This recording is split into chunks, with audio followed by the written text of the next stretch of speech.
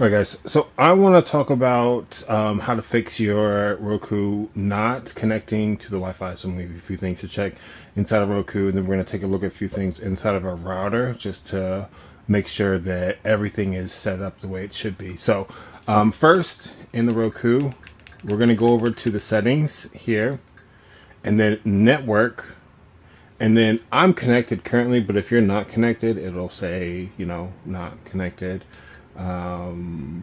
But we can obviously come here, wireless, scan for the networks, and choose one to join. And I'm sure you've already tried this, and that's why you're here, but just wanted to show this just in case. So what we're going to do on the Roku is actually go into settings, and then we're going to go to system. And then system, we're going to scroll all the way down to advanced system settings. And we're not going to factory reset, but we're going to reset our connection. So you can see network connection reset. We're going to hit reset connection, and you can see resetting your network connection will erase your wireless network and all save networks. So plus it's going to automatically restart. So we're going to run through that, and then we're going to try to connect again.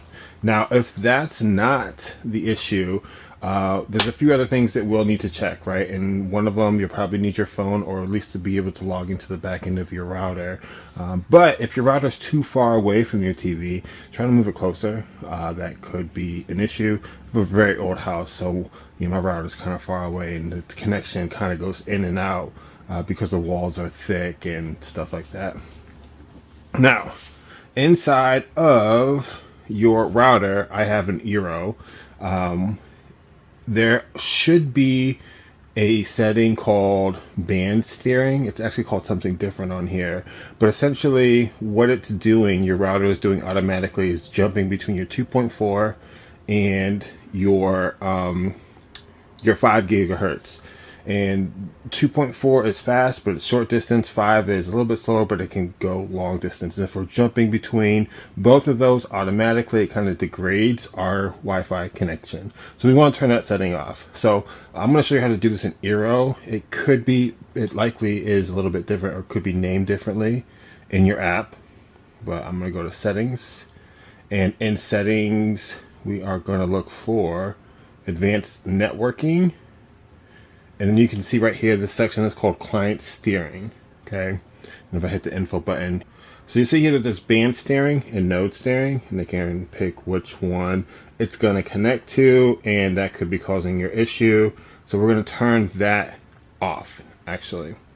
And now it's just going to pick one. It's going to stay with that, and that could help improve our Wi-Fi. So again, mine's called client steering. Yours is probably something else, but the idea of the setting that you're looking for is that. So yeah, I mean, that's high level. Hopefully that helps. If it does, if you could like and subscribe, and I'll see you next time. Bye.